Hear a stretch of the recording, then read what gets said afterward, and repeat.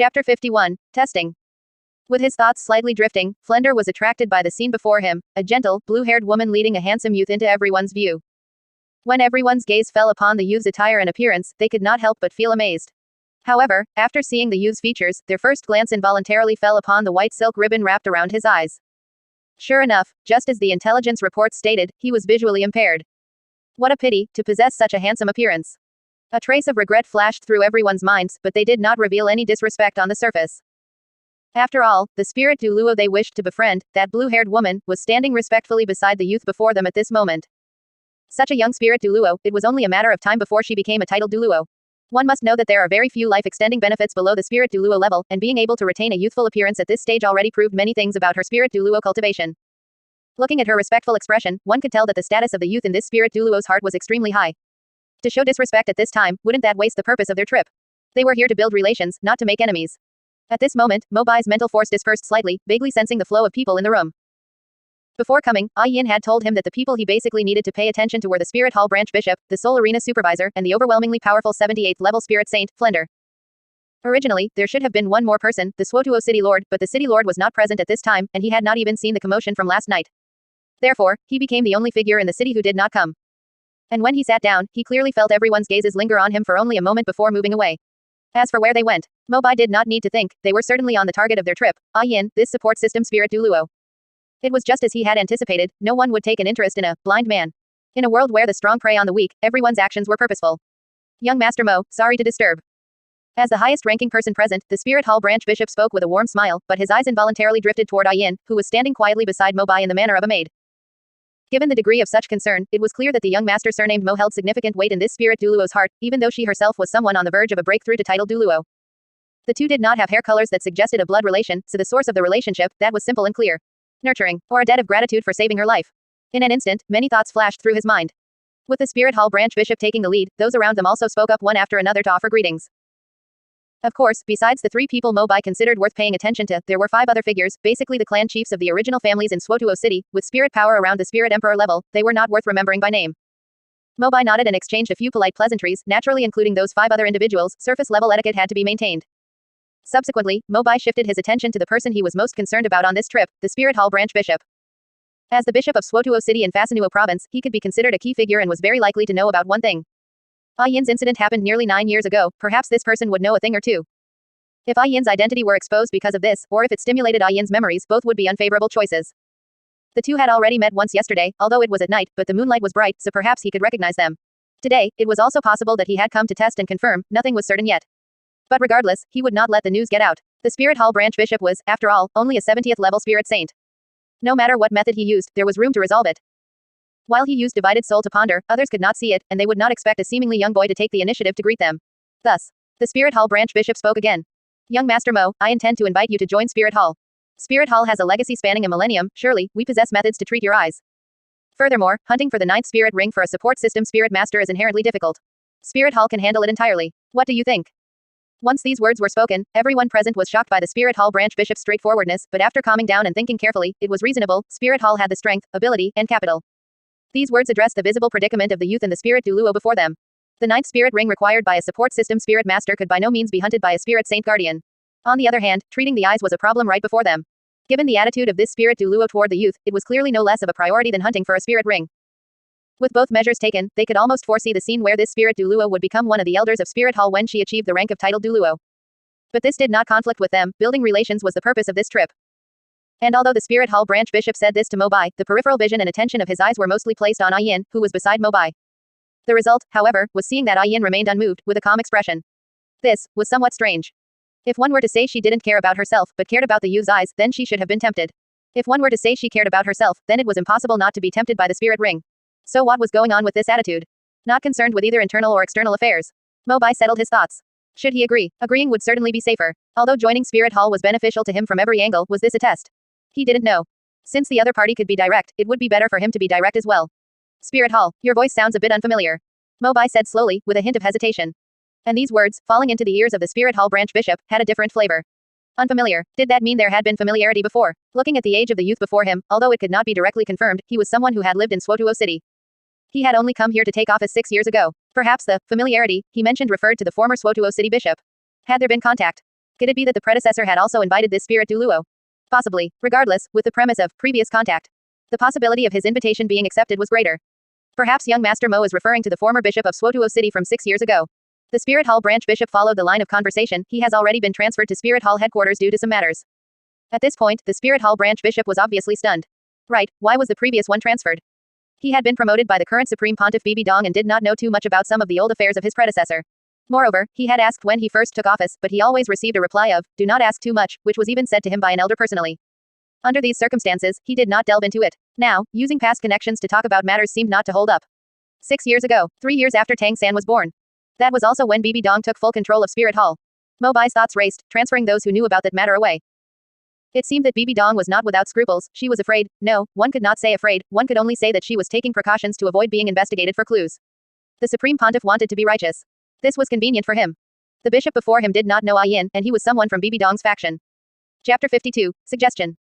He was merely a pacifist who focused on developing believers and, at most, swindling a few people. Resorting to force was too much of a hassle. As for the reply, it was naturally an ambiguous one. I need to consider it. The Spirit Hall branch bishop before him had not expected to get an answer immediately. Time was the main objective, and testing his attitude was the primary goal. Furthermore, if he were to agree, basic report information, such as his spirit and spirit power, would have to be uploaded back to the Spirit Hall headquarters. He did not believe a mere spirit saint had the authority to directly invite someone to become an elder, and if this information were sent out, wouldn't it be equivalent to walking straight into a trap? He could not do such a thing. Upon hearing the evasive words, "I need to consider it," the Spirit Hall branch bishop frowned, then nodded in acknowledgement. Without any prior acquaintance or friendship, it was indeed more difficult, and it would take time to wear him down. As it happened, a figure of significant weight would soon be arriving here. It would be even better then. Thinking of this, the Spirit Hall branch bishop ceased speaking. The rest of the people aimed to build connections and leave an impression. The only one with remaining business was the manager of the Great Spirit Arena. 100,000 gold coins for a nominal position, with treatment costs separate. Mo Bai agreed to this. It was not that he lacked money, but he valued the privileges of the Great Spirit Arena. Wouldn't it be easier to arrange fights for others in the future? The conversation was harmonious, and the attitude was appropriate. The atmosphere in the room was thriving, with no shortage of flattery or well wishes. Among these people, Flender drank his tea quietly by himself. There was no other reason. This tea had truly been purchased by Ying at a great price. It was precisely because of his saying, "I can mistreat anyone, but I cannot mistreat myself." It was not just the tea, the furniture, decorations, and food were all the top-tier items available, which, for a miser, was a rare indulgence. Even though people among the group would occasionally bid farewell and leave, in the end, only Flender remained. Seeing that only 3 people were left, Flender finally set down the teacup he had lifted I don't know how many times and said, "The people from young Master Mo's family, I can sense, are very loyal and respectful, but the identities of some people are not as simple as they appear on the surface. It would be best to put a little effort into inquiring about them. It makes things easier to do, doesn't it? But right now, I know nothing." Having said this, Flender stood up and revealed a meaningful smile. "I have troubled you for a long time, goodbye." He believed that someone should be able to understand his reminder. Mo Bai watched the direction in which Flender departed. How could he not understand the meaning behind those words? Whether it was a reminder or a warning did not matter. It did, however, make him realize there was indeed some risk. Kill Dai Mubai directly. It would be hard to find someone to replace him. Such a good brotherhood plot, how perfect for deceiving Tang-san. If the trail was cut, it would be too much of a waste. What he fabricated himself was somewhat hypocritical and lacked the reliability of reality. Therefore, control it is. Mo Bai muttered to himself and nodded, then said to the shadow beside him, "Investigate all the routes Dai Mubai takes next." Yes. It was time to meet. And what should this suggestion be? Mo Bai fell into thought, and a moment later, a smile curled at the corners of his mouth. Meanwhile, Flender, having returned to Shrek Academy, did not inform Dai Mubai about the incident he had discovered. Given Dai Mubai's current strength, there was no possibility of retaliation, and given the other party's personality, he even had to consider the risk of him trying to escape. If he just left, Shrek Academy, which already had few people, would lose a great general and also lose a financial backer. That would be a loss. If only another financial backer would come. Thinking of this, Flender could not help but have Mo Bai's face flash through his mind. Come to think of it, no one had asked what young Master Mo's spirit power rank was this time. But with his eyes like that, asking would be like tearing open another scar, which would be bad. Forget it, he just hoped some sucker would enroll in the academy this year. Flender sighed slightly. In the blink of an eye, 10 days had passed. Dai Mubai, who had disappeared from the world of debauchery for nearly a month, returned to everyone's view. With strange looks cast at him from everywhere, Dai Mubai did not even need to think to know that his exploits had spread throughout the city. His face darkened, and he clenched his fists in secret. He desperately wanted to wash away the humiliation, but since even Flender, a spirit saint from Shrek Academy, had not found any leads, he could only swallow his humiliation. Ignoring the mocking gazes, he quickened his pace. But when he arrived at the places of debauchery where he usually rested, wanting to relieve his frustration, he found that the places that were usually lively day and night were now tightly shut. After spending 1 gold coin to inquire, he learned that they had all ceased operations. All of them. How was this possible? The facts were laid out before him. Dai Mubai's face darkened even further, and he felt inexplicably irritable. Why did he feel like everything had been going wrong this past month? But he snorted heavily and left, flicking his expensive robes. There could not only be one place of this type. And the moment he turned to leave, a carriage drove past him. The curtain of the carriage was slightly pulled open, and he instinctively glanced inside, catching sight of a pair of golden circular eyes. His body paused slightly, then returned to normal. A trace of pink light, difficult to detect, flashed within those heterochromatic eyes. But an hour later, Dai Mubai had walked through almost every establishment in Swotuo City, and without exception, they had all closed down. Even the places Ma Hongjun frequented had the same result. Damn it, what the hell is going on? Dai Mubai could no longer suppress the anger in his heart and cursed loudly in the street. Even when passers-by cast curious glances, he glared fiercely back at them. Under the intimidation of those heterochromatic eyes, no one dared to meet his gaze for long, and they quickly walked away, cursing, crazy, under their breath. Seeing the reaction of the passers-by, Dai Mubai felt slightly better. Finally, he looked back at the places of debauchery he used to frequent, his eyes flashing with a few hints of annoyance. Forget it, not interested. Going back. At a high vantage point, Mobai listened to Shadow One's report, looking up at the sky while wearing a headband, and sighed softly, such deep brotherhood, how could one abandon such a thing? In the following days, whether Dai Mubai went to look in the village, went to the Great Spirit Arena to make appointments, or contacted his former lovers, he was rejected without exception. A strong sense of humiliation arose within him. Compared to before, this period of time, he only had that one past experience, but he had already washed himself very clean. Very clean. There was absolutely not the slightest foul smell. Dai Mubai punched the table in front of him in anger. Under the immense force, the table instantly shattered into pieces. However, no one believed him. No matter how he explained, or if he increased the price several times over, no one was willing, and they would even run away in a hurry the moment they saw him. Humiliation. A huge humiliation.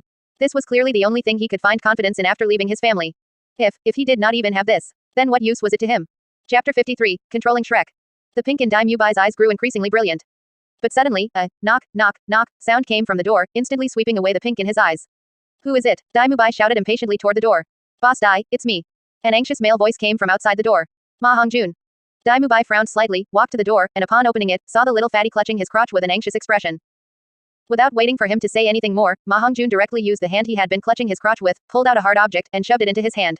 Please, Boss Dai, recommend some resources for me, I really can't find any. Dai Mubai's expression tightened, and he subconsciously pulled away. As he pulled away, he clearly saw what was in his hand, a gold coin. His expression turned ugly. What do you take me for? If you want some, go find them yourself. Why come to me? Although if it were in the past, he wouldn't mind sharing his own resources, but now he didn't have any either. Thinking of this, a wave of anger couldn't help but rise in his heart. Ma Hongjun's expression froze. Was one gold coin not enough? This was 1/10 of the Spirit Master subsidy he received from Spirit Hall. He had finally made up his mind to use so much money to find a good place to enjoy himself, and now was Boss Dai raising the price on the spot. But he couldn't find anywhere else. Ma Hongjun gritted his teeth, pulled another gold coin out of his pocket, and was about to hand it over. But Dai Mubai's expression was full of disgust. He stepped back, stared at that gold coin, and his face turned even uglier. To a rich person, being given coins one by one felt like an insult. If you want to find one, go find it yourself. I don't have time. After Dai Mubai finished speaking, he stopped looking at Ma Hongjun. He slammed the door shut with a bang. But this behavior had another meaning in Ma Hongjun's eyes. If you won't recommend one, then don't. Boss Dai, at least give me back my money. Ma Hongjun anxiously knocked on the door. Get lost. Dai Mubai's voice, suppressing anger, came from inside the room. At the same time, a gold coin was thrown out from the window. When Ma Hongjun saw that flash of gold, he rushed forward, but the gold coin landed in the open palm of another tall, middle-aged man. Flender took the gold coin in his hand and calmly tucked it into his bag. Teacher, you. Ma Hongjun looked up and saw that it was his teacher, Shrek Academy Dean Flender. Before he could speak, those large hands like eagle claws had already grabbed his shoulders. Let's go, I'll take you. Hearing this, Ma Hongjun was overjoyed. He had originally thought the gold coin was lost for good, but his teacher had surprisingly kept his word. He hoped he wouldn't take a cut and would find a good place. A moment later, they arrived at a courtyard. Flender said indifferently, good enough, right? Ma Hongjun looked at the woman in front of him with waterfall-like blue hair and a gentle temperament, and asked dazedly, is this really okay? Okay my ass. Flender slapped the head of the daydreaming Ma Hongjun hard. If you don't want to die, keep your thoughts firmly in check. If it weren't for the fact that Ma Hongjun was a disciple he had personally accepted, he wouldn't have gone to such trouble, losing another gold coin and owing a favor, just to invite this support system healing spirit master who was close to the titled Duluo level to come and examine Ma Hongjun's spirit mutation. Speaking of money, a look of heartache flashed across Flender's face. Regardless of success or failure, it cost over 10,000 gold coins. And that was with a discount given for the first time out of respect for his face. He hoped it would be useful, otherwise, it would be a huge loss. Adjusting his mindset, Flender brought Ma Hongjun before N.A.N. Ever since the two entered the courtyard, N.A.N's gaze had fallen on Ma Hongjun. The evil fire aura radiating from his body made her feel slightly uncomfortable, and coupled with his figure, he was inexplicably sleazy. But even so, face. Regardless of success or failure, it cost over 10,000 gold coins. And that was with a discount given for the first time out of respect for his face. He hoped it would be useful, otherwise, it would be a huge loss. Adjusting his mindset, Flender brought Ma Hongjun before N.A.N. Ever since the two entered the courtyard, N.A.N's gaze had fallen on Ma Hongjun. The evil fire aura radiating from his body made her feel slightly uncomfortable, and coupled with his figure, he was inexplicably sleazy. But even so, N.A.N. still wore a gentle smile. Gods love all people. This was the persona the young lord had created, following her inner nature. Flender nodded slightly to show respect, slapped Ma Hongjun on the head again, and said coldly, "Release your spirit, don't suppress the evil fire." Screech. A phoenix cry rang out in the courtyard. Behind Ma Hongjun, a fire phoenix emitting black-red flames appeared, and the pressure of a top-tier beast spirit flooded out. But since he was only in his 20s, no one present, not even the shadow department members hiding in the dark, was affected in the slightest. Only Ma Hongjun held his head high. Yin only took one look. Her spirit ability was mainly reflected in healing and restoring spirit power, plus the evolved spirit possessed by the power of faith of her divine position, totaling 3 aspects. Looking at the spirit defect before her, it was clearly as the young lord had said, it could be solved with Moon Dew. But the young lord's goal was to control Shrek Academy. Mentally it could be slower, but materially, one must first obtain absolute speaking rights. Debts, shareholders, so the treatment fee this time would definitely not be low. Yin focused slightly, a stream of azure spirit power flashed around her body, and the moon mark on her forehead faintly shimmered. The blue-silver emperor spirit appeared in her palm. As a black spirit ring manifested, Yin murmured softly, 8th spirit ability, silver moon dew. A drop of moon dew, azure like a gemstone and faintly mixed with golden threads, condensed and slid down from the leaves of the blue-silver emperor. Yin flicked her finger gently, and the drop of moon dew fell into Ma Hongjun's mouth, instantly turning into azure spirit power that enveloped Ma Hongjun entirely. And the fire phoenix spirit in the air was also instantly wrapped in the ball of spirit power.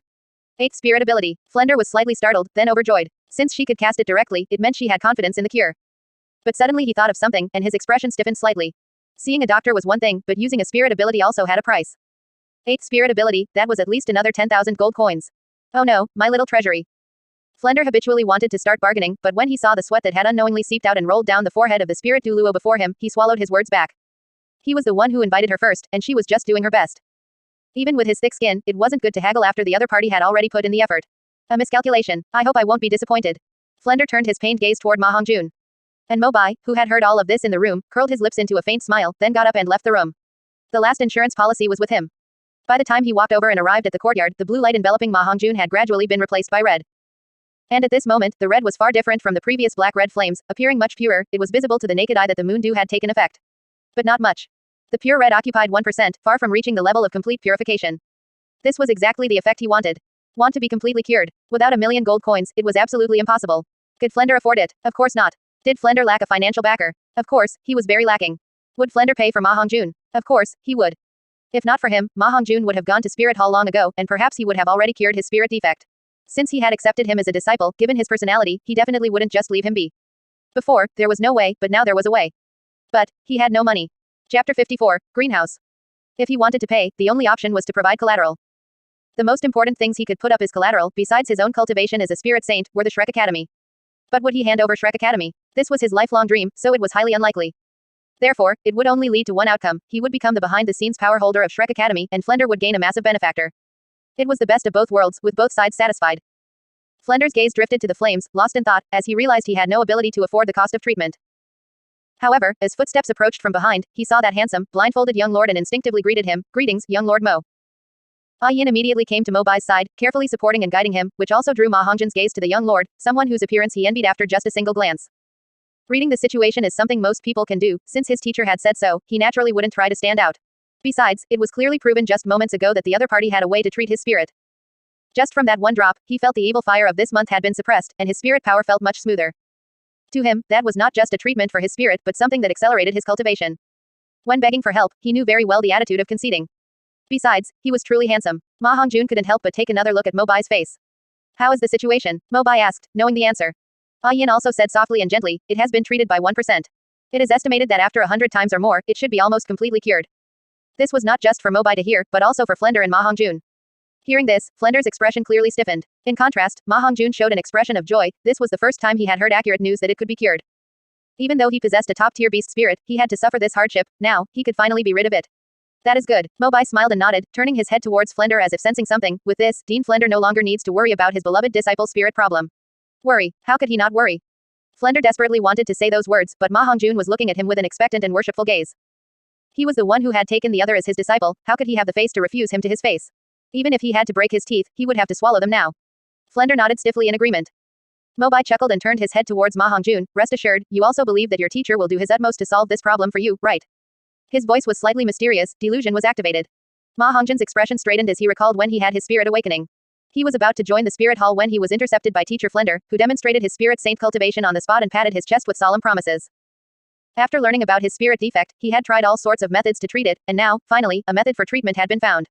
He had seen his teacher's efforts. Although his teacher would sometimes slack off, helpless after multiple failures with no results, and go silent for a period, he would ultimately always find a way for him. Ma Hongjun nodded firmly, of course.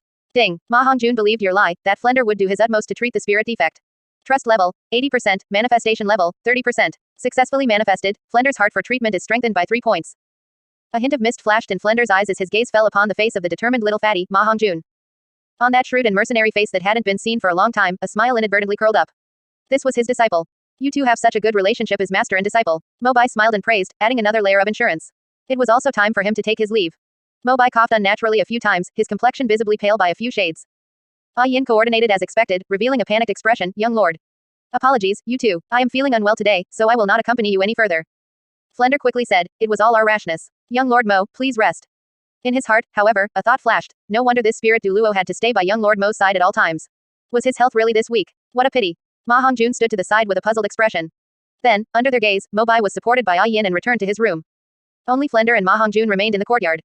Ma Hongjun took a deep look at Flender, recalling the words and actions from just now, and a look of being moved appeared in his eyes. But Flender, whose senses were keener, knew they were not the only two here, so he said indifferently, go back on your own, I still have things to do. Yes, teacher. Ma Hongjun's respect for Flender grew even higher at this moment. Without any rebuttal, he followed the path they had come in and walked out lightly. After Ma Hongjun left, the surrounding black shadows gently fluctuated, and Yinger appeared before Flender. Yinger also appeared indifferently and said, young lord has given instructions to only charge half price this time. How much? Flender asked with a hint of expectation in his tone. Half price, 50%, it shouldn't be too much, right? 5,000 gold coins. Flender's breathing suddenly stalled. He sighed tremblingly, and with a wave of his hand, the money in his small treasury began to slip away. For a moment, the master-disciple camaraderie that had just risen began to dissipate with the loss of the gold coins. I have already paid so much money for you as your teacher, in the future, there will be no need for the gold coins received from the spirit hall, since there will be no need to go and vent the evil fire anyway. While Flender calculated, he counted the gold coins he was handing over with precision, his heart aching as if cut by a knife. No, this must be recorded in the ledger. ... Flender, Ma Hongjun, Dai Mubai. Inside the room, Mobai chuckled and muttered. Ma Hongjun and Flender had already fallen into a trap of never-ending debt, and what he had envisioned was only a matter of time. As for Dai Mubai, poor, too poor. The white tiger was originally the one among the 4 sacred beings that mastered the power of slaughter. Logically, it should have the strongest mental force and not be so easily hypnotized by his suggestions. But Dai Mubai's bloodline was clearly impure, his own mental force was lackluster, and his body had been damaged by wine and lust. It was much simpler than he had imagined. As for whether to take him under his command, helping Dai Mubai ascend to the position of crown prince of the Star Luo Empire, while not exactly simple, wouldn't take much effort either. With the help of the Star Luo Empire, the true god cult could indeed play a greater role, but the time span would be too long. With that amount of time, the true god cult would have already spread throughout the entire continent. With the possession of spirit power, even the concentrated strength of a single stronghold was equivalent to any ace unit of the 2 great empires. One must know that in the current world, titled Duluo did not yet have sustainable recovery means like spirit cores and could be ground to death by an army of spirit masters. As long as he had 1,000,000 believers, he could easily overturn this continent. The goal of spreading faith and controlling the empire itself had already overlapped, so whether or not to take Dai Mubai under his command was no longer important. The suggestions he had planted now were merely to make it more convenient to control him in the future, while simultaneously reducing the possibility of the other party annoying him. He didn't have much time to play with these small fries, this was already giving them a lot of face. Finally, Oscar, Zhao Wuji, there was no need to deliberately lay plans for them. Thinking this, Mobai settled his mind and began to cultivate. The frame of the greenhouse was set up, he just needed to wait quietly for the leeks to enter the cage. At the same time, a blonde woman, whose face radiated youthful beauty, with every movement revealing a natural allure, looked up at Swotuo City and confidently stepped inside. Chapter 55, A Sacrifice, Juliana. In the spirit hall of Swotuo City, the branch archbishop watched Juliana immediately begin reviewing matters regarding the cult without taking a single break, nodding slightly with satisfaction and approval. This attitude and confidence were commendable, but it was a bit of an overreaction. With a cult membership of only 100 people, including at most 3 spirit masters whose spirit power rank was highly likely to be low, there was no need to put in so much effort. Once these small fry were dealt with, he could serve up the main course. The invitation to that spirit Duluo was the top priority. If he could make this contribution, it would be of immense help to both himself and his descendants in the future. But he couldn't put the cart before the horse, it was better to finish the problem at hand first. If he mentioned it now and Juliana couldn't resist the temptation, causing her to slight the task she was supposed to complete, that would be a stain on his record. Is this all there is? Juliana put down the few handwritten reports in her hand, knitting her brows in thought for a moment. The matters mentioned inside were very few, and the only useful information she could extract was 2 points. First, the location of the cult, and second, the name of the cult was the True God Cult. Although many people told her that this mission was not difficult. Yet, as this was her first mission in her own name since turning 18, she still wanted to complete it as perfectly as possible. Furthermore, resolving the rebellion was not the root of the issue. Her own actions were the focus, she also had to write a report, understand their doctrines, compare them with her own thoughts, distinguish their pros and cons, assimilate them, and so on. This was also the rule of the Spirit Hall. Originally, there was a clause about praising the angel god, but after her teacher took office, this clause had gradually been downplayed. All in all, the cult was not a major problem. Juliana revealed a confident expression. And as the corners of her mouth lifted ever so slightly, everyone around her, except for the archbishop, couldn't help but flush with a faint blush. She was currently at the most beautiful moment of her age. Juliana. In the courtyard, Mobai murmured. With the clairvoyance of his ocular spirit, he could see everything that happened inside the spirit hall clearly. But he hadn't expected that even after using the true divine force, this matter would inevitably be reported up. Fortunately, the spirit hall did not attach much importance to these matters, so there was still room for maneuver. And the simplest method was to hypnotize Juliana. Her heart fox spirit had resistance to mental force. Calculating her age, Juliana was now 18. If she had possessed the spirit hall badge at 16, her spirit power rank should be around 44 now. There was a possibility of error. Then it was better to use the old method, relax her vigilance or destroy her mental defenses. Looks obsessed, love struck, 18 years old, first training mission, danger, heartbeat, suspension bridge effect, plus a gazillion little suggestions. Let's do it that way. Mobai rubbed his chin and waved his hand, the shadows around him surged. On the other side, Juliana was ready to go, walking out of the spirit hall full of confidence. This was her first mission. Theoretically, she had no help from anyone, but in reality, she didn't know, perhaps there might be protection from the local spirit hall. But when she came out just now, the branch archbishop didn't seem to put his mind on this aspect, which meant she was truly acting alone. This was exactly what she wanted. Now, she would strike directly at the heart. Her goal was not to exterminate, but to understand. However, she had just arrived at the gate of Swotuo City. Beautiful young miss, would you like to join the True God cult? A True God cult follower, dressed in a white robe with golden eyes, handed a flyer to the serious-looking Juliana. The smile was sincere but perhaps not very convincing, yet the words from his mouth left Juliana stunned in her tracks. True God cult. Wasn't it said to be in a village in some small town? How did it spread all the way to the gate of Swotuo City? Was the intelligence wrong, or was it a coincidence? But regardless, it came at the right time. Sure, Juliana revealed a bright smile and, following the True God cult followers' guidance, headed all the way to the cult altar in the west of Swotuo City. Juliana observed along the way and discovered that the so-called True God cult followers were not hiding, they walked openly on the road, and even the passing crowds, seeing the attire of the True God cult followers, would smile and wave in greeting.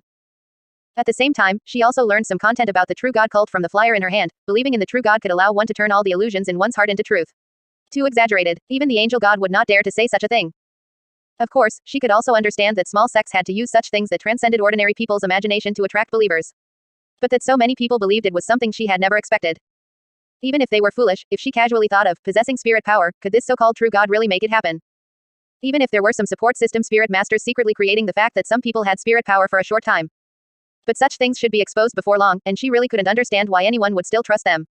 It was just too easy to expose. Juliana was puzzled, and a voice reached her ears. We have arrived. Juliana looked up, and what came into her view was a huge altar, carved from blue stone with various vivid patterns. It was clearly built at a great cost. Interesting. Juliana's eyes shook. With such a scale, there was a high probability that a family force was involved. This was not something an ordinary person could build.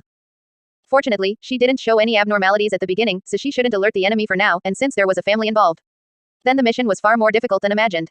This sudden increase in difficulty indeed made her feel pressure, but more than that, it was excitement. Only in this way could she have a higher and better performance, and not fail her teacher's expectations. Please. The True God cult follower remained gentle. Juliana took a deep breath, suppressed her raised eyebrows, and followed the guidance of the follower in front of her onto the altar. Originally, she had thought that during the cult's ceremony, she would use her knowledge to refute and argue with the so-called leader. Such baseless things could basically not be true. She was very certain that the other party's anger was inevitable, but with her cultivation as a spirit ancestor, she was not afraid of them turning hostile. Even if they turned hostile, she could just take them down. Exposing them in front of all the believers would be even more helpful in assisting them to get rid of the influence of the True God cult. But now, she needed to lurk until she found the family behind the scenes, then notify the local spirit hall for support, and take them down together. From too small fry to a family rebellion. She could already see the moment she would be commended by her teacher. The only problem was that she didn't know which local families existed. But that was not a big problem either. It was less than a kilometer away from Swotuo City, so the spirit hall could be said to be close at hand. Going back to check, she could find out very easily. Please stand still. Juliana snapped back to reality, just preparing to pull herself together to see what kind of tricks the so-called True God cult was up to, when her pupils suddenly constricted. She didn't know when, but she was the only one left around her. Wait, I've become a sacrifice. No. Chapter 56, A Hero Saving a Beauty. How was my identity exposed? However, no one answered the doubts in Juliana's heart. The surrounding believers shouted in unison, "Welcome, my lord." This sudden shout in unison startled Juliana, who wanted to flee. Lord, driven by curiosity. She couldn't help but look back, and her eyes met the giant golden pupil that had formed. In an instant, an unprecedented sense of crisis instantly surged from the depths of her heart.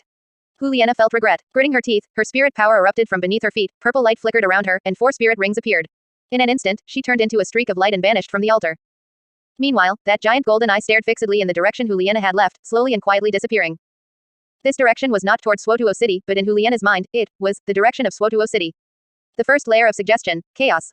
After the giant golden eye disappeared, several dark shadows hidden nearby followed Juliana's direction like maggots on a bone. The spirit power rank of every dark shadow was no lower than the Spirit King level. From an even more hidden spot, Yinger coldly watched Juliana's back as she fled, following the young lord's words to always leave a glimmer of hope. Since she had already strayed from the correct path and the mountains were filled with true God cult believers, he wasn't afraid she could escape their sight. Cat and mouse, the game has begun. Ying said coldly, his figure quickly following. Meanwhile, in the Swotuo City Spirit Hall. The branch hall's archbishop was calculating the time for Juliana's successful return, 1 day for travel, 1 day for rest, and 1 day for investigation. She should be back in about 3 days. 3 days later would be the best time for a visit, that would be the real surprise. The archbishop nodded, looking at the sunset on the horizon. Everything was progressing in the right direction as expected. A small sect didn't need his protection, the supreme pontiff was also making a mountain out of a molehill. And in the distance, the eyes of a rank 79 peak spirit saint were watching his every move. How is this possible? I'm lost. Juliana's face was pale, and her body trembled slightly as she hid behind a large tree, panting heavily with a look of disbelief. She clearly remembered that the place was only about a kilometer from Swotuo City, but no matter how she changed direction, she couldn't find a single trace of Swotuo City. It was as if Swotuo City had vanished from her mind. Mountains and trees everywhere, but not a single village or household to be seen. Eerie, incredibly eerie. Her mind flashed back to the shadow of that giant golden eye. Suddenly, a soft, pshh, sound came from beside her. Juliana's heart skipped a beat, and she rolled over, fleeing from where she had just been. Looking back, a dark ray in the night had turned into a sharp spike, piercing straight out of the ground and through the large tree. If she had stayed there for even half a second longer, her body would have surely been impaled by the shadow spike. Juliana grit her teeth, mustered her strength, and began to flee again. She had tried to fight head-on, but the opponent's strength was far beyond hers, and the shadow's eeriness meant even her charm could hardly take effect. Her abilities were countered, she had absolutely no chance of winning a direct confrontation. And the opponent was not alone. Juliana felt a sharp sensation at her neck again. With a sharp twist, a black shadow blade flew past her face, severing a few strands of hair and leaving a crimson bloodline on her cheek. Juliana only felt a burning pain on her face, but she had no mind to care about such things now. Because she would really die. She would really die. Her heart's alarm constantly urged her to flee quickly. Even though her body was exhausted, she stumbled toward another direction. 5 dark shadows flickered in the darkness. Their mission was to chase her until she was exhausted without killing her if possible, but absolutely never giving her a moment's respite. As for a ruined appearance or a mangled body, those were not within their consideration. Chase. Ying's cold voice came from midair. Several dark shadows continued to follow like shadows. A night passed. The sky was just beginning to brighten, and the dew had not yet dissipated. A figure clutching an injured arm stumbled through the jungle, looking haggard and in tattered clothes, with bloodstains from thorns and hooks in the brush. Yet, her footsteps never stopped as she struggled forward step by step. Juliana felt her eyelids and footsteps grow heavier. Looking at the endless jungle ahead, the last line of defense in her heart was incredibly fragile. Could it be that I will really die here? Why has no one come to save me? Why can I never get out of here? Juliana struggled to look ahead. To her ears, which were nearly deaf, the faint, rumble of wheels reached her. This sound was like the last beam of light in the darkness. Juliana struggled, using her last bit of strength to push aside the jungle foliage. On the single-lane road, she saw a carriage slowly approaching. A surge of immense joy rose in Juliana's heart. However, as she struggled to cry out for help, her throat was so dry she couldn't make a sound. That's right, she was already exhausted. But hope is right here. Hope is right here. Juliana struggled to force her uninjured arm out and waved it desperately. However, that familiar, cold sense of crisis came from beside her again. Only this time. She no longer had any strength to dodge. Pshh. A sharp sound of flesh being sliced rang out. Warm liquid splashed onto Juliana's face. Why did my hand fall? No, don't. Juliana screamed in terror in her heart. In response, there were several sounds of sharp blades cutting through the air. Just as she was in utter despair, a loud roar suddenly came to her ears. Stop. This was followed by the explosions of several energy collisions. But she didn't even have the strength to turn her head and look now. Or rather, that action of reaching out for help just now had exhausted the last bit of strength in her body. The loss of blood took away what little energy she had left, and her body involuntarily collapsed to the ground with a thud. Her eyelids were incredibly heavy, and her consciousness began to blur. And at the moment she was about to lose consciousness completely, an anxious yet gentle male voice sounded in her ear. A figure appeared in her blurred vision, along with a pair of golden ringed eyes. Such beautiful eyes.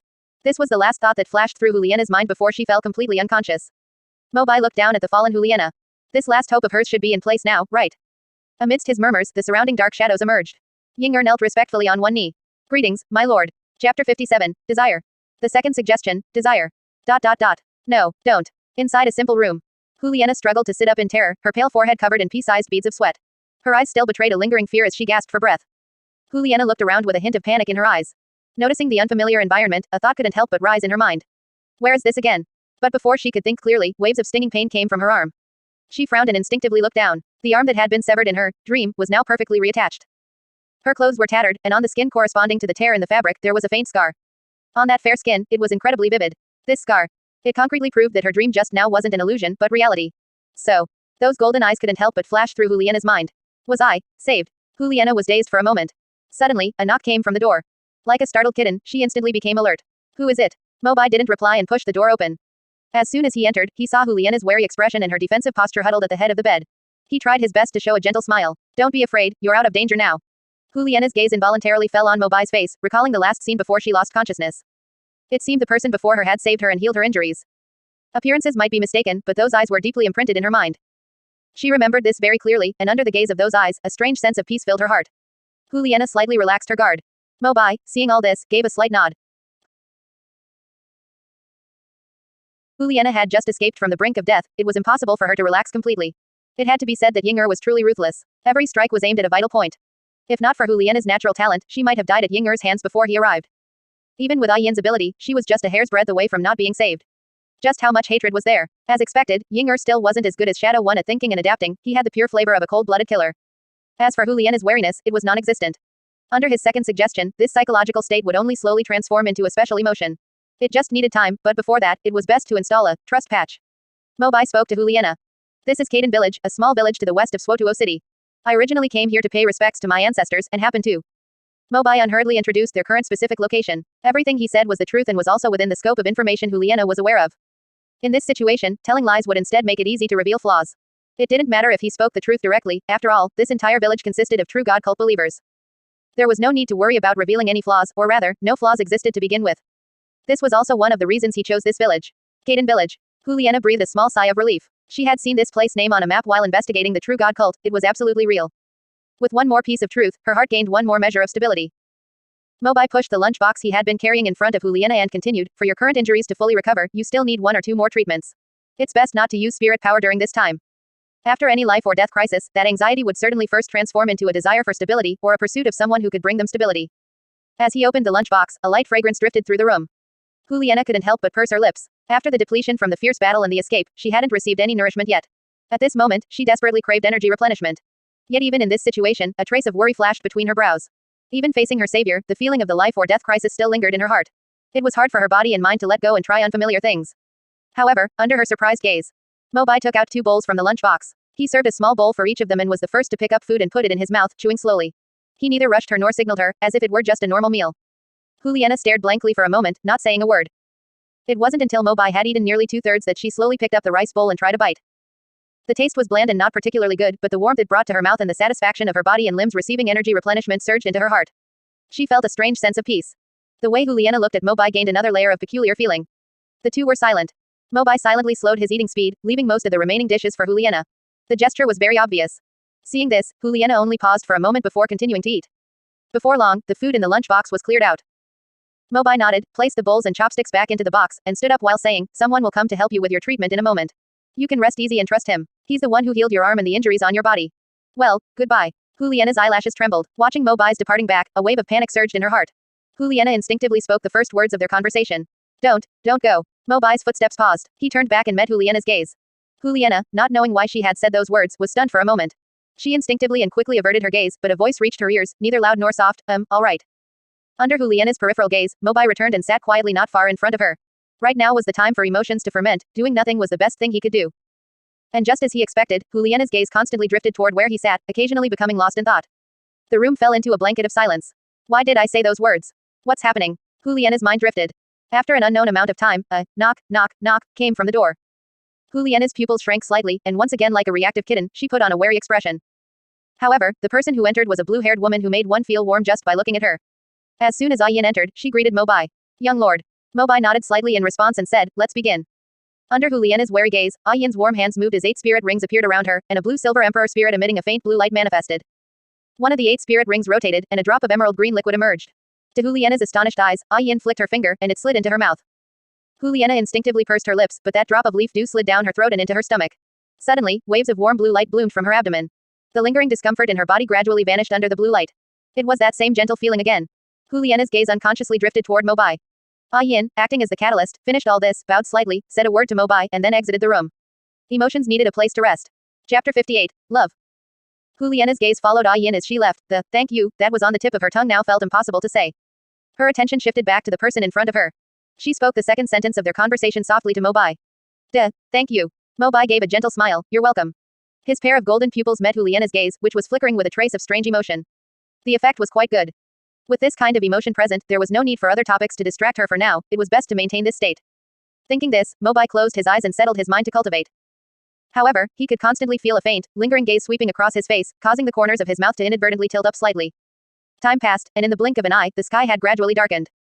Aside from the lunchbox in the morning, Ian brought another fresh meal. After the two finished eating, Mobai cleared away the dishes. But even after so much time had passed, Juliana still hadn't spoken a third sentence. Mobai also showed no intention of leaving.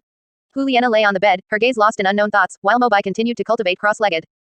With a knock, knock, knock at the door, Ian's figure appeared before their eyes once again. The vigilance that had just risen in Juliana's heart due to the knocking subsided upon seeing Ian. Before she could even say thank you, her gaze fell upon the bedding the newcomer was carrying in. What was this for? The answer was soon revealed before her eyes as the youth took the bedding and spread it out on the floor. Suddenly, an absurd thought flooded Juliana's mind. Is he planning to stay in the same room as me? Could it be just because I said the words, don't leave? Juliana pursed her lips slightly, but when she saw those eyes, her heart would involuntarily relax and feel at ease. But would the other party really do such a thing because of a single sentence from her? They clearly hadn't even spoken more than a few words yet. Why did a hint of relief flash through her heart? What exactly am I feeling relieved about? As usual, Juliana fell into a daze. Mobai didn't say much and finished setting up his bed on the floor. What seemed like a ploy to gain sympathy was actually a form of subtle, permeating care. Given Juliana's current state, the more of this, the better. The two remained silent. It wasn't until the sounds of crickets and frogs from the fields drifted in through the window that the environment became less monotonous. The noises continued late into the night, and the lamp in the room was still flickering. Mobai finished his day of cultivation, composed his mind, and prepared to rest as he normally would. However, he heard Juliana speak her third sentence to him, or perhaps it was a repetition of the second sentence. Thank you. Her voice was very small, but it carried a different meaning. Get some rest. I'm here. Mobai replied with a normal expression and lay down on the floor bed, resting like a normal person. However, he could keenly perceive that her gaze was even more intense than before, almost never leaving him. On the other side, Juliana's expression gradually became entranced. The long-standing unease and chaos in her heart gradually began to settle under the sight of that calm face. The next morning. I am called Juliana. Mobai had just woken up when a clear voice reached his ears. He immediately responded with a smile. My name is Mobai. He looked up at Juliana, who was sitting up with her arms hugged to her chest. Compared to yesterday, Juliana no longer looked the same, the vigilance and unease on her face had dissipated significantly. Emotions don't disappear for no reason, they only transform into another kind of emotion. What could those emotions transform into? He wasn't entirely sure, but under his suggestions, it was likely exactly as he thought. It was just that at Juliana's current age, she probably hadn't realized the reason yet. In the original story, N.A.N and Juliana had almost no interaction or conversation in Slaughter City, yet based solely on the other's appearance and behavior, Juliana still developed feelings of love. Now, he could naturally do the same. Not to mention he had a series of psychological suggestion techniques, and his confidence in his own appearance was second to none. With this real interaction, the conversation between the two gradually increased. They gained a simple understanding of each other. Juliana let out a soft breath and returned to business, saying to Mobai with a serious and firm gaze, Mobai, help me send a letter to the Swotuo City Spirit Hall to request reinforcements. Tell them the true God cult is not as simple as imagined. She didn't hide her identity or mission, telling him everything she knew. By saving her, he was already involved in this. If she continued to hide things, it would only put both parties in a difficult position. She didn't want that. And she didn't want to hide things in front of Mobai. Okay. Mobai nodded in agreement. Juliana's frankness with him was one of the signs of trust. Then, his gaze fell back onto Juliana's face as she murmured in deep thought. Sending the message will take some time, and organizing people to return will take at least another day. Calculating by 2 days. Even though the mission difficulty had increased, she wouldn't just sit around and wait for death. This was, after all, her first mission. Lying idle wouldn't demonstrate any of her value or ability, she had goals she pursued. Scouting for intelligence was somewhat risky, but it was worth it. I can tell from your expression that you're thinking about something dangerous, but let's wait until your injuries are fully healed before discussing anything else. Mobai, who had been watching her, suddenly spoke up, interrupting Juliana's train of thought. He then stood up and walked toward the door. I'll go get some paper and a pen, and while I'm at it, I'll ask Ian to come help treat you. Juliana snapped out of it and looked up, watching Mobai's departing back. Why was Mobai helping her? Why hadn't she heard of a family with Spirit Duluo level subordinates? But as for her questions, for some reason, she couldn't bring herself to ask them. It was as if she was inexplicably worried about something. Juliana gently placed her hand over her chest, silently feeling it. It wasn't until he left that the sound of her heartbeat clearly echoed through her entire body. Well, it doesn't matter. If the other party wanted to harm her, there had already been countless opportunities. Before long, that Spirit Duluo named Ian came to give her another treatment. After this treatment, she could clearly perceive that the injuries all over her body had recovered as before, though some traces remained, a faint, circular mark on her arm. It's fine, it's a lesson as well as a reminder. Juliana withdrew her gaze. Now that her injuries were healed, it was her turn. And it wasn't just her. Juliana's gaze slowly moved to Mobai's face, whose eyes were wrapped in white silk, and she finally couldn't help but ask. Why? This was her mission. Why was he accompanying her on this risk? There was clearly no need for it, and their relationship wasn't that deep yet. Mobai deliberately ignored the meaning behind Juliana's question and instead said, most people feel afraid or wary when they see my eyes. It's best to keep them covered. Eyes, Juliana murmured as the pair of golden, ringed eyes that made her feel at ease surfaced in her mind. But they clearly make one feel so at ease. No, you know that's not what I was asking. Mobai's movements paused. He looked up to meet Juliana's concerned gaze and gave a light smile. Perhaps it's exactly what you're thinking in your heart. Chapter 59, Destiny's Villain. Juliana was slightly stunned, her eyes shifting a bit. From the corner of her eye, she instinctively looked at Mobai, opening her mouth then closing it again.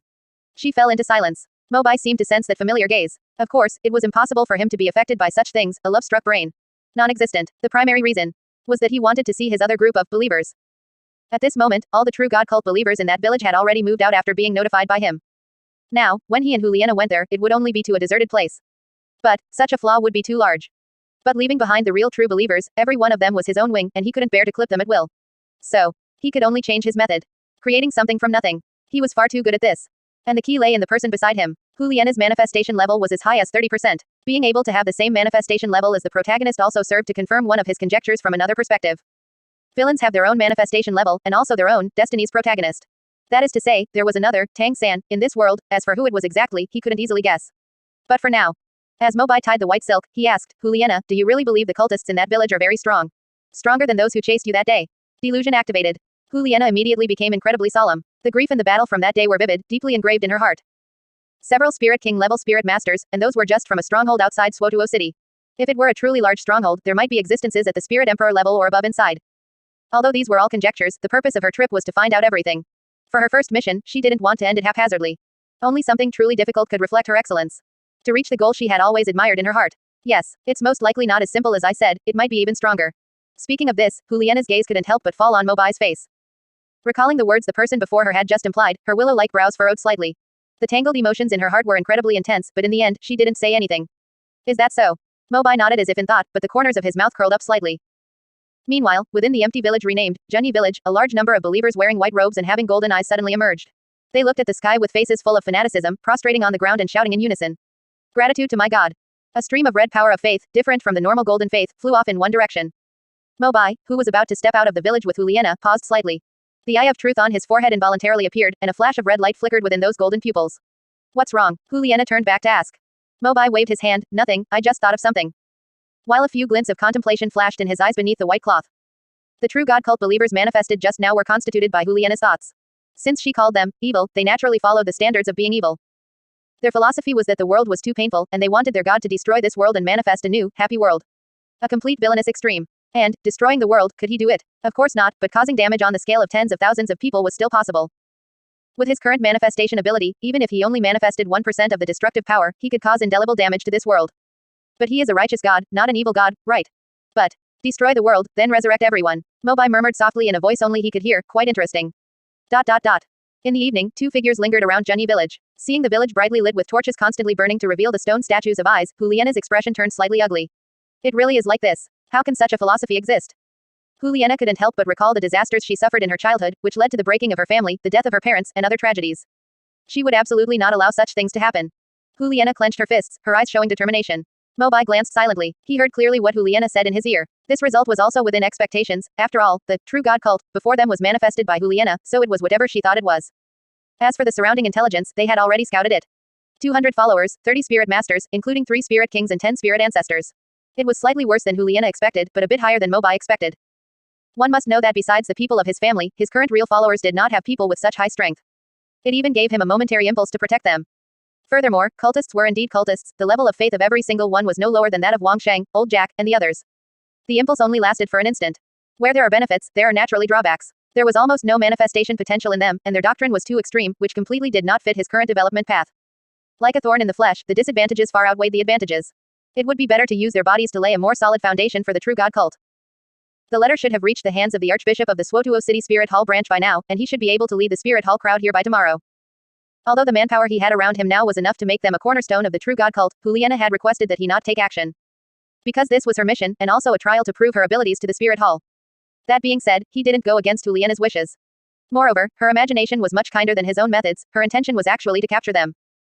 On one hand, Juliana inwardly suspected that this was not the true stronghold of the true God cult, and on the other hand, she still held a heart of mercy, since there were still ordinary people among them. This was quite good. Just as Mobai thought of this, his hand was held by a pair of warm hands, and then Juliana's cautious voice came to his ear, go, let's head back first. Their intelligence gathering was complete, and there was no need to take risks by staying. Even if the other side only had Spirit King level Spirit Masters, with their current strength, it would be hard to escape if they were surrounded. Mobai nodded, and their figures vanished together. Shortly after they left, the eyes of all the believers in the village looked in the direction they departed, murmuring. Respectfully seeing off my God. Because most of the true God cult believers Juliana had seen had spirits in shadow forms, the spirits of the true God cult believers she manifested were also mostly shadows. And in front of the shadow martial soul, known for its stealth, the duo's stealth could only be considered barely passing. If it weren't for Mobai's careful instructions, this scouting mission would not have gone so smoothly. Unfortunately, Juliana was completely unaware. Upon returning to Caden village, Juliana let out a long breath, her face firm. Everything was ready, all that was needed was the final push. The doctrine had been scouted, and she had a counter-strategy in mind. All the prerequisites for this mission had been completed. She hoped the final wrap-up would be just as smooth. Chapter 60, Fate. On the other side, the Swotuo City Spirit Hall branch. The Archbishop looked at the letter in his hand, momentarily dazed, his expression strange as he recalled the person who had come from Mobai's family to deliver the message.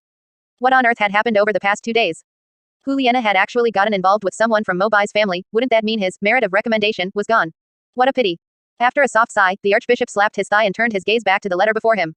It was already open, and the handwriting and token were indeed Juliana's. He then let out another heavy sigh.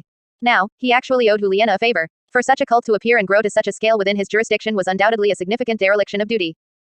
Even if it could be resolved, it would merely be atoning for his mistakes with achievements, hopefully preventing him from receiving too severe a punishment. And favors, they were the hardest things to repay. The branch archbishop stood up and looked out the window. The sound of pitter-pattering footsteps quickly gathered. He had assembled his men the moment he received the letter, and they were nearly ready now. Set out. ... However, the next day, when Juliana invited Mobai to go with her, she was met with Mobai's polite refusal. And the excuse was the exact same one she had used previously to decline his help. This mission should be completed by her alone, shouldn't it? Staring at the gentle smile of the youth before her, Juliana couldn't help but be momentarily dazed. Was Mobai's help significant? Yes, it was unimaginably large. Just for saving her life alone, she didn't know how to repay him. Of course, using this excuse now wasn't out of dissatisfaction with her refusal of Mobai's help yesterday. No, definitely not. Rather, it was a kind of concern, a desire to help her achieve her goals. Juliana pursed her lips and resolutely met Mobai's golden-ringed eyes. A sense of peace arose spontaneously, and she would not fail this peace and trust. She simply uttered one word, all right. Juliana turned around without hesitation and hurried toward the location agreed upon with Spirit Hall. Once Juliana's figure disappeared from Mobai's sight, the shadow beside him fluctuated, and Yinger emerged from it, kneeling on one knee. Prepare the sacrifice. Mobai's voice was calm. There was still one last part of his words that hadn't been fully realized. To put on a play, one must perform the full set, and this wasn't entirely an act. Today was the night of the full moon, a day for the followers of the true god cult to gather and pray. Juliana's trust in him was very high, and her state of mind had stabilized. It was time for another shattering blow to facilitate the delivery of the third hint he desired. The only thing he needed to consider was whether Juliana would return, and that was certain, because there was no final period yet on the matters between the two of them. Yes, master, Yinger replied coldly. Mobai nodded and walked back to his room. Sinking his mind, his consciousness followed the power of faith to Junyi village, onto one of the 3 spirit kings. At this moment, all the believers were arranging the ceremony to sacrifice to the goddess, following the usual custom of the true god cult. Even though they already knew they were surrounded by Spirit Hall, everyone had a calm expression on their faces as they did what they had to do. Because there must be a reason for God to do this. Even if they were captured, it would mean that the place where they were imprisoned held someone or something God wanted. That place would also be suitable for spreading their faith. God loves the world, and everyone has the chance to accept the faith of the divine. Thinking of this, all the true God cultists looked up, their eyes filled with incomparable fervor. My God is great. But just as they had finished setting up the platform and placed the necessary materials on the altar, a sudden roar erupted in the air. You petty scoundrels, surrender now. At this sound, countless people wearing Spirit Hall attire suddenly appeared around the village, surrounding the true God cultists. However, the believers appeared incredibly calm about all this. Countless people looked up at the sky, which had not yet darkened, their eyes revealing regret. Before being captured, they hadn't made one last sacrifice to the goddess. Great disrespect. Truly a great disrespect. You all deserve to die. Every believer present turned their gaze, a blood-colored fierce light in their eyes. Their spirit power erupted, as if they were ready to resist to the death. God had told them it shouldn't look too fake, and at this moment, it wasn't fake. Disrespecting God was the greatest insult to them. The branch archbishop looked at the leader who only had 5 spirit rings, a spirit king, and snorted coldly. His spirit power surged, and 7 spirit rings emerged and rose from beneath his feet. Beside him, Juliana stared at the opponent's shadow martial soul. Unpleasant memories flooded her mind, but they were quickly replaced by a pair of golden eyes. A touch of warmth surfaced in her heart, and the expression on her face became more settled. She waved her hand and gave a light shout. Go. At this moment, the true person in charge seemed to have shifted from the branch archbishop to Juliana. The branch archbishop had no objections either. Following Juliana's instructions, he took a step and rushed toward the leader before him. The Spirit Hall spirit masters around them also quickly engaged in battle. But with a spirit saint, a powerhouse of a higher level, the battle showed a one-sided trend. Juliana looked around, everything indicated a smooth situation. But she had a subtle feeling in her heart, and her brows furrowed slightly. She walked forward and stepped onto that familiar altar. Last time, what she saw on the altar were golden eyes, but now, something she had never expected was placed on the altar. A large amount of blue-silver grass. What's going on? Juliana furrowed her brows in thought, but even after searching through all the knowledge in her mind, she still couldn't find any record connecting the items before her to the sacrifice. It was the same with the golden eyeball before, and the blue-silver grass now. So, what exactly was the purpose of this sacrifice? Before she could figure it out, the battle quickly came to an end. Swotuo City was, after all, the second largest city in the kingdom, and the strength of Spirit Hall there was not insignificant. Spirit masters at the Spirit King and Spirit Ancestor levels posed absolutely no threat, let alone with a Spirit Saint whose strength was overwhelming. Such a smooth outcome also pulled Juliana back to reality. The result was exactly as she had instructed before coming: capture only, do not kill. Even though she had many questions in her heart, after completing all this, an impulse to share the good news arose, and the target. Young Master Mo, right. The branch archbishop wore a mysterious smile as he brought the three leaders to Huliena's side. Hearing this, Huliena's expression blanked for a moment. Who was young Master Mo? Mobai. Seeing this expression, the branch archbishop nodded. Originally, to give Juliana a surprise, he had kept this news secret, but he hadn't expected the two of them to meet even more coincidentally than he had imagined. All those efforts were in vain. Looking at Juliana's expression, her thoughts were clearly not just on these cultists. That's fine, the ultimate goal was the same. He then began to explain to Juliana about Mobai's family that had moved in recently, and that Spirit Duluo level support system Spirit Master who was infinitely close to being a titled Duluo. He also informed her of Spirit Hall's intention to recruit them and all their recent contacts. And with every bit more he said, the light in Juliana's eyes grew brighter. So that was it. No wonder she didn't know the origin of Mobai's family, no wonder the other party had stepped in to help, and even provided treatment after knowing her Spirit Hall identity. It turned out Mobai's family itself intended to be on good terms with Spirit Hall. The doubts in her heart were unraveled one by one and linked together. A strange sense of satisfaction and joy welled up in her heart, and her heart began to beat faster for some reason. Was it a coincidence? Perhaps it's more like fate. After hearing about Juliana's experiences over the past few days, the branch archbishop remarked with a sigh. If Juliana really managed to win over Mobai's family because of this, the possibility of her becoming the Holy Maiden would double. The only remaining problem was the defect of blindness. On the surface, it wouldn't be worthy of the title of Spirit Hall's Holy Maiden. Chapter 61, Planting Affection. But it is still too early to draw a conclusion. In the world, there are countless spirits, and perhaps there really is a way to heal his eyes. Additionally, I've heard that after a breakthrough to title Duluo, there is a kind of miraculous power. Perhaps that Spirit Duluo is one of the ways for young Master Mo to restore his sight. In that case, it would be enough. The great archbishop of the branch hall thought to himself, shifting his gaze to Juliana and saying warmly, since you have an idea, then go. We will escort the prisoners back, so don't worry. At this moment, Juliana's mind was still lingering on the word, fate. A series of coincidences seemed to gradually stir a strange emotion before those two words, a faint flush appearing on her charming face. Upon hearing the archbishop tell her she could leave without worry, Juliana merely looked up, pursed her lips with a hidden joy, nodded, and immediately turned to leave. Her decisiveness was far more efficient than when she had first arrived. Thank you. Watching Juliana's departing figure, the great archbishop of the branch hall knew that owing a favor meant a connection had been formed. Although he was originally sent by Supreme Pontiff Bibi Dong, it was hard to say who would hold the position of Holy Maiden in the future or if the Supreme Pontiff would take on other disciples. However, investing early was still a wise move. Juliana's beautiful eyes shone as she looked toward N.A.N village. Her steps held a hint of hesitation, yet were also laced with a certain lightness. Recalling that face, her cheeks couldn't help but flush. Mobai, she murmured with a hint of joy in her voice. By the time she reached N.A.N village, the sky had turned completely dark. However, under the light of the high-hanging bright moon, the entire village, forest, and roads seemed to be draped in a silver coat. Yet beneath this silver light, there wasn't a single sign of the usual domestic hearth fire, making it starkly different from an ordinary night. But Juliana, whose heart was filled with only one person, didn't notice these abnormalities. Her beautiful eyes looked ahead as her pace quickened. When she arrived at the wooden cabin where she had rested before, she noticed that no lights were lit inside. Where is he? Juliana's steps faltered slightly. Just as she was feeling puzzled, the words Mobai had spoken to her when they first met suddenly surfaced in her mind, ancestor worship. Her originally somewhat dejected mood was instantly flooded with confidence again. He should be around here, he won't be hard to find. And at the very moment she turned around, the eyes she had long been anticipating came into view. The youth looked pure and handsome under the moonlight, his hair fluttering gently, appearing as noble and pure as a young master stepping out from the moon. You're back. Mobai's gentle words seemed to fall directly into her heart, and her cheeks couldn't help but flush red once more. Stifling the excitement in her heart, Juliana met Mobai's eyes and nodded. Mobai smiled slightly. Want to join me? Join you for what? Juliana asked, feigning ignorance, while her heart was filled with constant anticipation. Ancestor worship meant honoring one's own ancestors, and her ancestors were not here. Inviting her to participate would mean he recognized her as a member of his family, and for a woman, there was only one possibility for such a situation. Entering his family and becoming his person. At the thought of this possibility, Juliana's heart began to race. For some reason, she still asked that question. Even though she already knew the outcome. Wasn't this equivalent to a confession of love? Juliana felt shy, but as her expectant eyes met Mobai's, a sense of peace surged in her heart. The desire in her heart grew more intense, and her previous anxiety and shyness were constantly transformed into an indescribable emotion. A faint pink light flickered in Mobai's pupils. While she was off guard, the second layer of suggestion took effect.